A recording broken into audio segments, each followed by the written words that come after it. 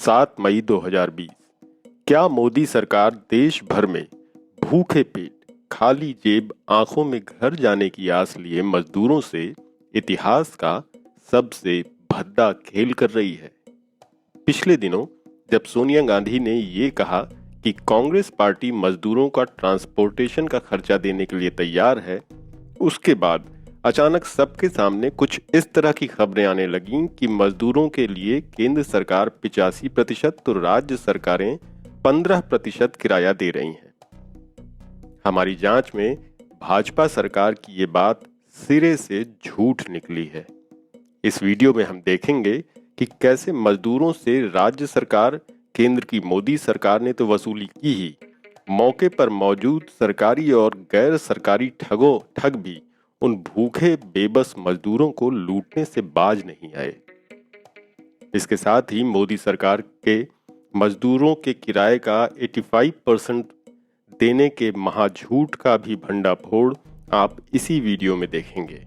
ये भंडाफोड़ supreme court की एक सुनवाई में हुआ है, जहां 24 घंटे सिर्फ और सिर्फ झूठ बोलने वाली मोदी सरकार जाने कैसे सच बोल गई।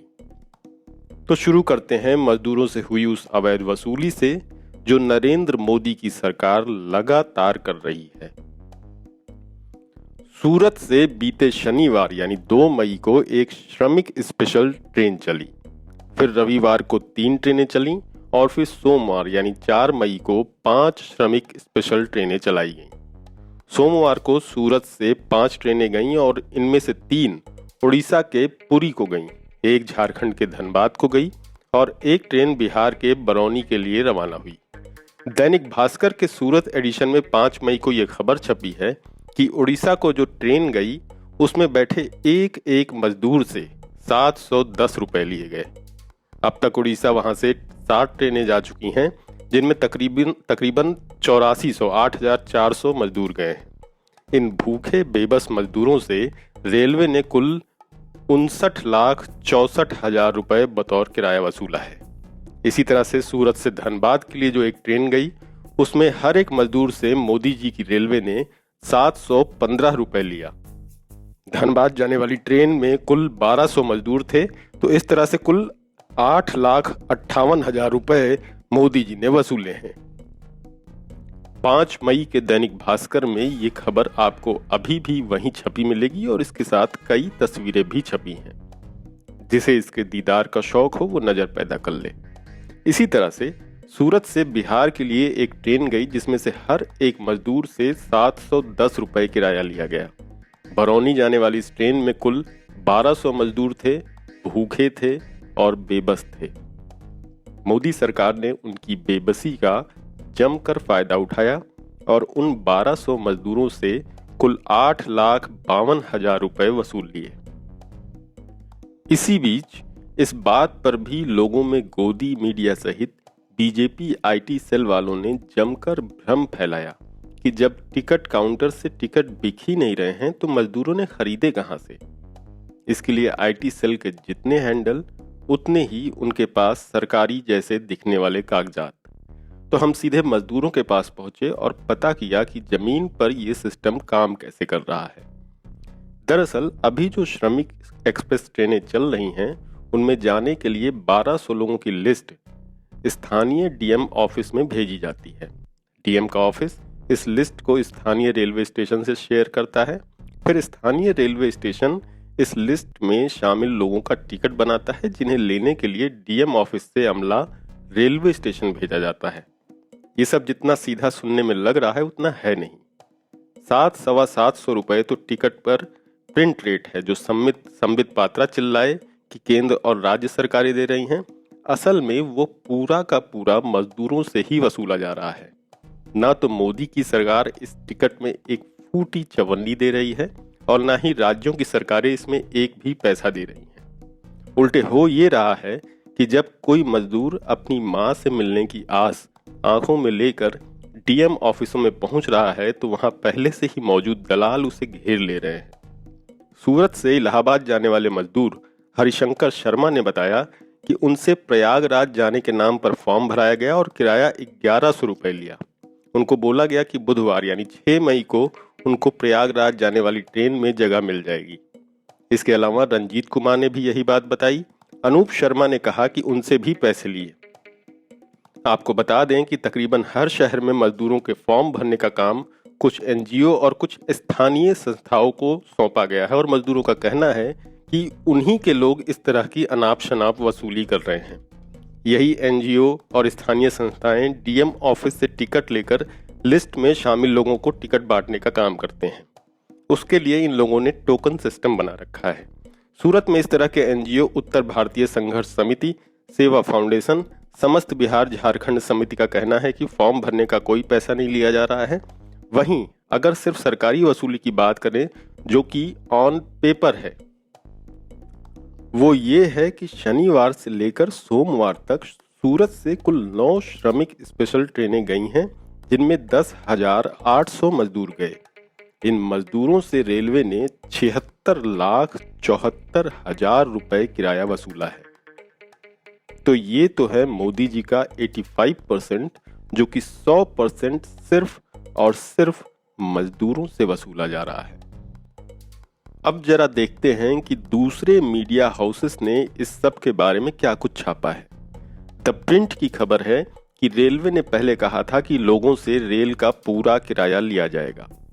प्रेस इंफॉर्मेशन ब्यूरो के अधिकारी डीजे नारायण ने भी कहा है कि रेलवे पूरा किराया वसूलेगा और उसके आदेश में कोई चेंज नहीं है।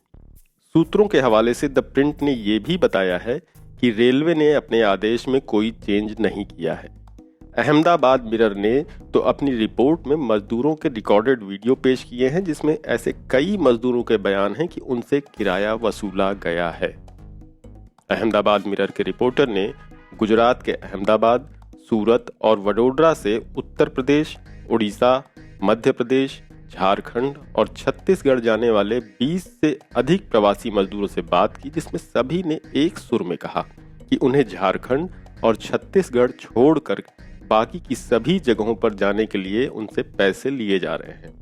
इसी तरह से एबीपी न्यूज ने भी एक वीडियो रिपोर्ट चलाई, जिसमें साफ दिखता है कि मजदूरों के हाथ में जो टिकट मौजूद है उसमें उतना ही किराया है जितना आम दिनों में होता था। आपको एक बार फिर से याद दिला दें कि रेलवे ने 1 मई को जो सर्कुलर जारी किया था, उसमें उसने कहा था कि किराया तो वसूलेंगे ही, साथ में 50-50 रुपए सबसे अलग से वसूलेंगे। एबीपी न्यूज की रिपोर्ट बताती है कि महाराष्ट्र के नासिक से मध्य प्रदेश के भोपाल के लिए जो ट्रेन चली थी, उसमें सभी मजदूरों से पैसे लिए गए थे। मजदूरों ने यह भी कहा कि 305 रुपए का टिकट था, लेकिन उनसे 315 रुपए किराया लिया गया।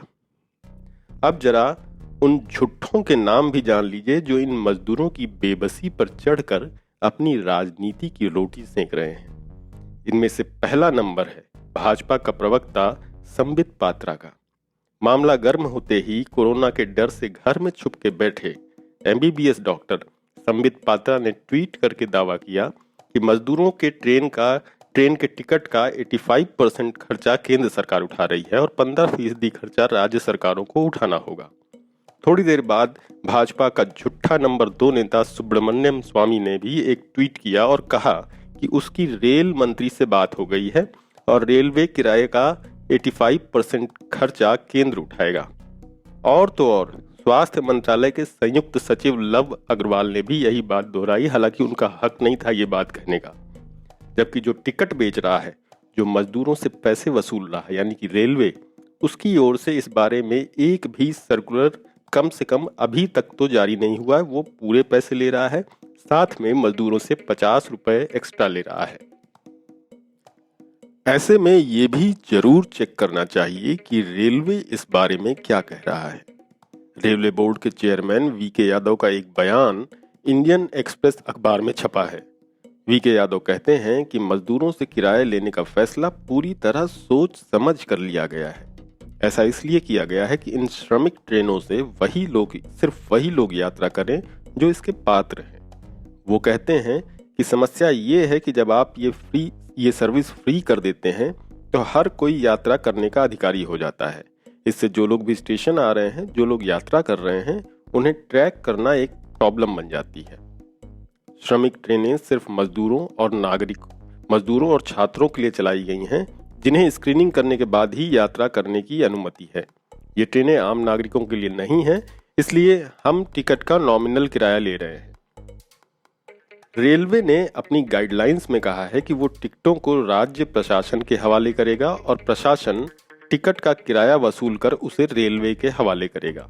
उदाहरण के लिए, जब झारखंड को अपने छात्रों को कोटा से मंगाना था, राजस्थान के कोटा से मंगाना था, तो उसने झारखंड ने कोटा के स्थानीय प्रशासन को 5,40,000 रुपए दिए।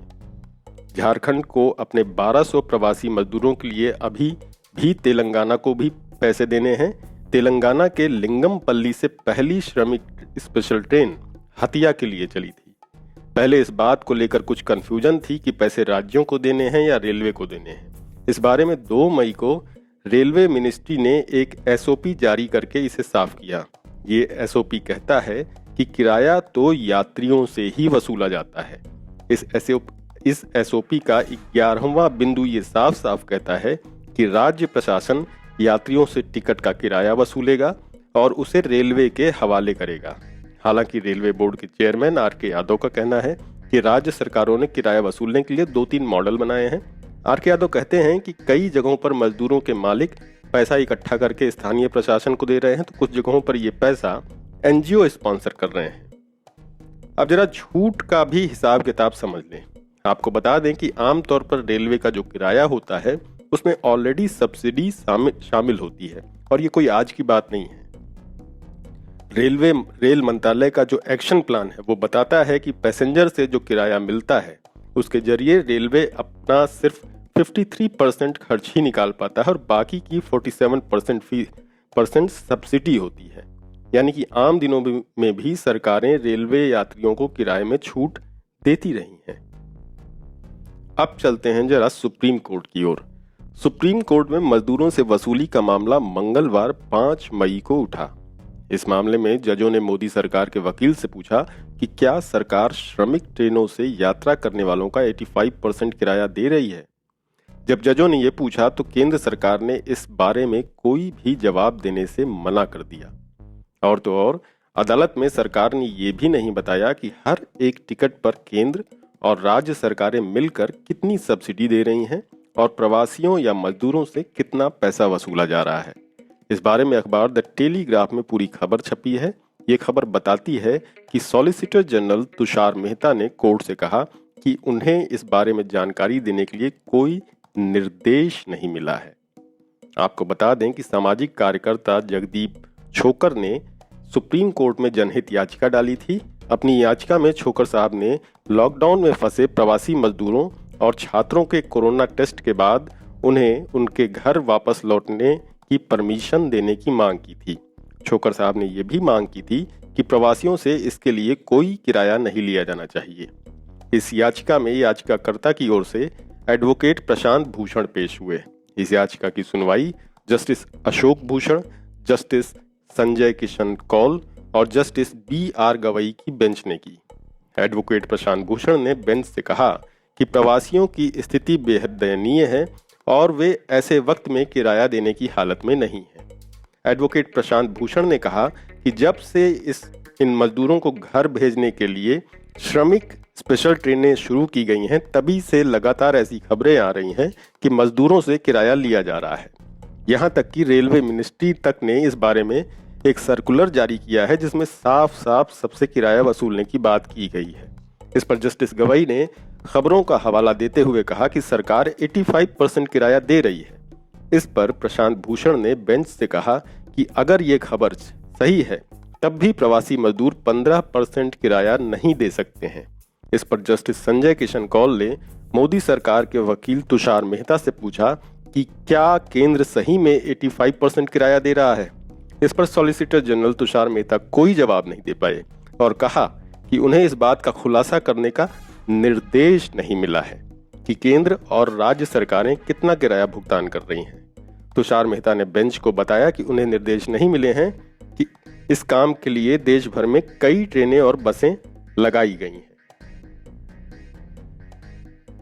आपको बता दें कि मेहता कोर्ट को ये भी नहीं बता पाए कि प्रवासी मजदूरों से कितना किराया वसूला जा रहा है।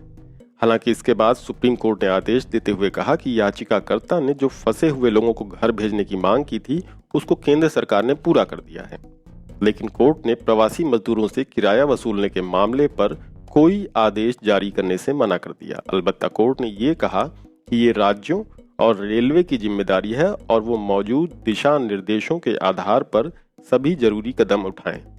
अब सवाल है कि बेबस मजदूरों को नरेंद्र मोदी की सरकार क्या यूं ही चूसती रहेगी या उनको किसी भी तरह से कोई राहत देने की कोशिश भी करेगी।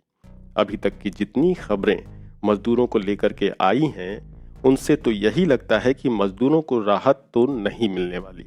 अलबत्ता संबित पात्रा और सुब्रमण्यम स्वामी जैसे फेक न्यूज के महाअवतार हम सभी लोगों को लगातार कंफ्यूज तो करते ही रहेंगे।